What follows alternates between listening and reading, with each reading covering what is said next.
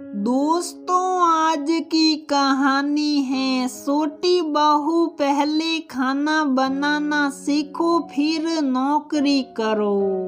दोस्तों, कहानी शुरू करने से पहले अगर आपने हमारे चैनल को सब्सक्राइब नहीं किया है तो सब्सक्राइब कर लीजिए ताकि आपके पास पहुंचे हर नया वीडियो। सब सो रहे थे पर रागिनी की आंखों से नींद कोसों दूर थी। वजह भी कुछ ऐसी ही थी।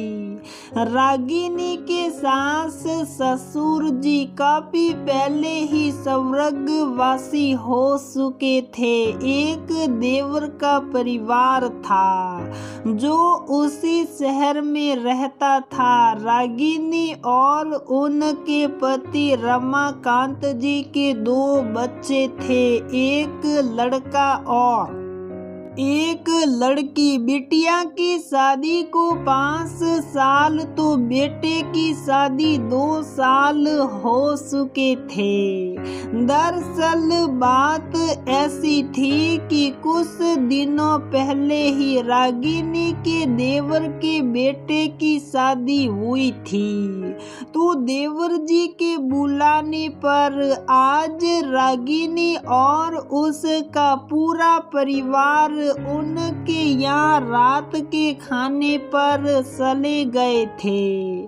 पर वहाँ घटी घटना के कारण रागिनी को नींद नहीं आ रही थी। वह बस करवटें बदल रही थी। तभी रमाकांत जी जग गए और उन्होंने रागिनी से कहा, क्या तुम भी इतनी सी बात पर इतना सोचती हो? ज्यादा सोचो मत, सो जाओ। रागिनी ने अपने पति से कहा, आप क्या जानो मुझे कितना बुरा लग रहा है। आज अपनी ही बहू की वजह से मुझे बेइज्जत होना पड़ा। ये क्या कह रही हो तुम रागिनी? रमाकांत जी ने कहा, सच तो कह रही हूँ मैं। रागिनी बोली, जिसे अपनी बेटी से बढ़कर प्यार किया, जिसकी हर छोटी बड़ी समस्या में उसका साथ दिया, आज हमारी उसी बहू की वजह से मुझे शर्मिंदगी उठानी पड़ी। रमाकांत जी ने कहा, आखिर बात तो इतनी सी ही थी ना कि मेरे भाई की नई नवेली बहू ने सबके लिए अपने हाथों से खाना बनाया और हम सबको प्यार से खिलाया। बस मेरे भाई ने मजाक में इतना ही कहा कि उन्होंने हम सब के हाथ का खाना खाया, पर आज तक कभी हमारी बहू के हाथ का खाना सका तक नहीं। और जब तुम बात संभालने के लिए कहने लगी कि हमारी बहू को वक्त ही नहीं मिलता, वह नौकरी भी तो करती हैं, तभी मेरे भाई ने कहा कि नौकरी तो उनकी बहू भी करती हैं, पर उसे पहले से ही खाना बनाने का और खिलाने का शौक है। बस इतनी सी तो बात थी। तो तुम्हें क्यों लग रहा है कि इसमें तुम्हारी बेइज्जती हुई? रमाकांत जी ने कहा। तो रागिनी बोल पड़ी, आपको शायद पता नहीं, पर मेरी देवरानी ने भी रसोई घर में दोनों बहुओं के सामने मुझे बहुत कुछ सुनाया। रमाकांत जी ने कहा, वह सब मुझे नहीं पता, पर इसमें गलती तुम्हारी भी है रागिनी।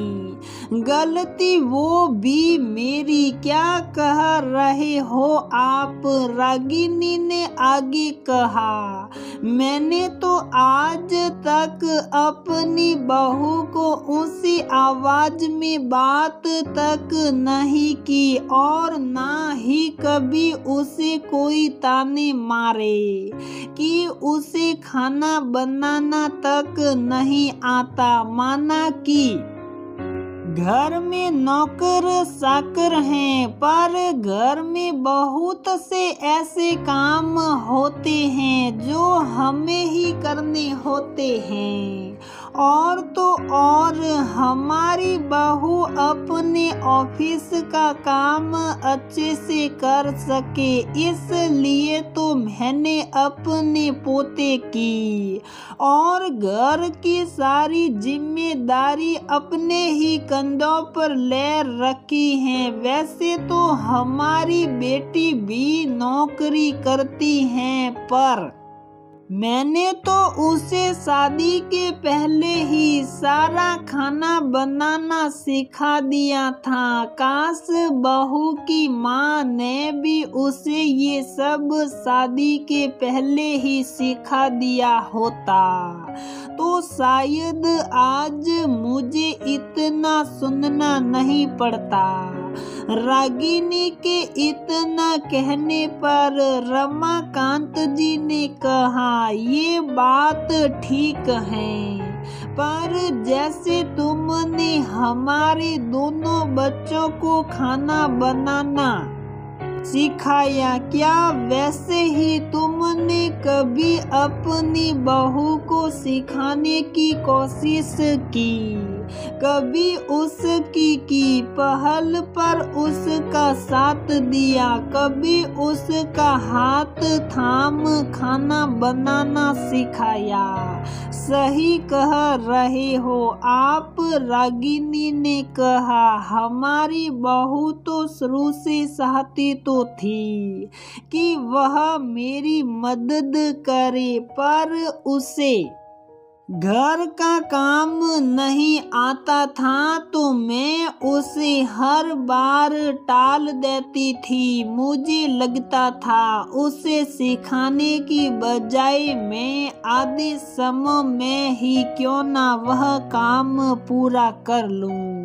अब आप कह रहे हो तो मुझे महसूस हो रहा है कि इसमें गलती मेरी भी है। देर आए दुरुस्त आए, अब सोते हैं, ऐसा रमाकांत जी कह रहे थे। तभी दरवाजे पर दस्तक हुई। देखा तो उनके बेटा और बहू थे।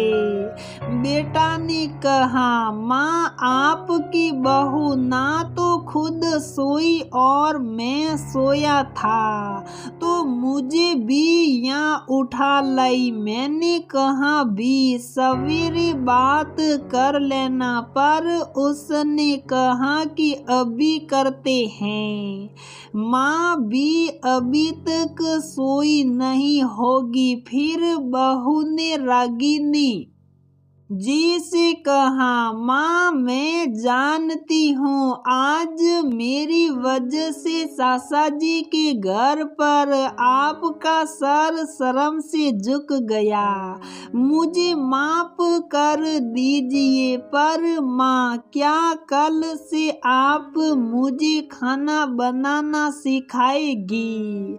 मैं थोड़ा थोड़ा वक्त निकाल लिया करूँगी। सच तो ये है कि मुझे पहले से ही खाना बनाने का शौक नहीं था। मेरी माँ तो मुझे कह कर थक गई थी, पर मैंने कुछ नहीं सीखा और यहाँ आने के बाद भी आपने सब कुछ संभाल लिया था। आज तक मुझ पर कोई जिम्मेदारी नहीं आई। खास कर खाना बनाने की शायद यही वजह थी कि मैंने आज तक खाना बनाना सीखा ही नहीं। पर माँ और नहीं, सासा जी के जैसे आप लोग भी तो चाहते होंगे ना कि आप भी मेरे हाथों से बना खाना खाए। माँ, अब मैं दिल से खाना बनाना सीखना चाहती हूँ। आप मेरा हाथ थामेगी ना माँ? मुझे आप जैसा परफेक्ट बनाएगी ना?